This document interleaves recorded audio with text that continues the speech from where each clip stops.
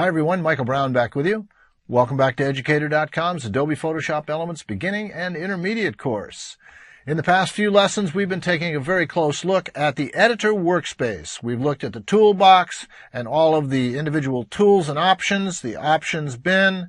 We've looked at the menu bar and all the drop-down menus. We've looked at the options bar with the buttons across the top. And the remaining two items are the taskbar across the bottom and the panel bin at the right. The panel bin is extremely powerful, equally as powerful, if not more so, than the tools or the menus. All of your work is going to be done with the toolbox, the various items under drop-down menus, and working in layers. Layers just add so much power to the functionality of Photoshop Elements. Just for example, the title box right here. I can take the logo and just move an individual layer and reassign. Let's say I wanted to move it down here, and I wanted to move the title up to the top, and then put this in below it instead and just redesign the whole thing. I can undo both of those.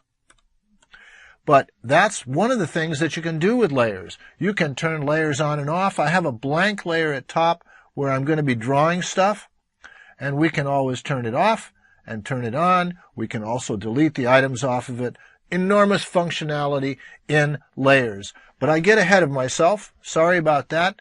In this lesson, we're going to take a look at the taskbar, the photo bin, and the panel bin. And that will wrap up everything in the workspace, and we can get on with images. So let's get started with the taskbar and the photo bin at the same time. Actually, let me get those squiggles off there. They look a little unsightly. And we'll just go ahead and start over. The taskbar and the photo bin. Down across the bottom of the workspace, you see a series of buttons. This is called the taskbar. In earlier versions of Photoshop Elements, this is Elements 10 workspace, there is a photo bin. It's called the project bin.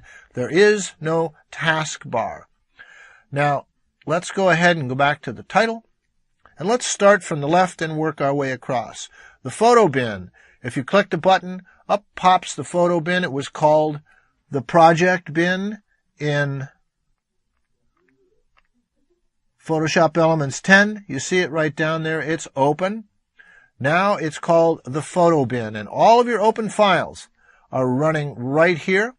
If there are more open files than there are shown that can fit in this line, it will make a double, second or third row with an adjustment bar on the right. Okay, so there you have it. You have the option to close it by the downward facing arrow at the far right of the bin, and you can always open and close simply by hitting the photo bin button. You also have a little list menu that has a show grid check mark. When I uncheck it, you notice that it's hard to see maybe on your screen. Between the thumbnails, there are no lines or no separations. If you check the show grid, you get the little lines that separate them into individuals. I kind of like that, an option. At the upper left of the photo bin, right now it says show open files and the arrow, a drop-down menu. This is very cool. Here are all of your albums in the organizer. For example, if I want to see my Red Flowers album, there they are. And here's the scroll bar to see all of the images in the Red Flowers album. We'll go back to open files. And you can open directly, so it kind of lets you access the most frequently used photos that you've made into albums that are in Organizer without even having to leave the editor. Very cool.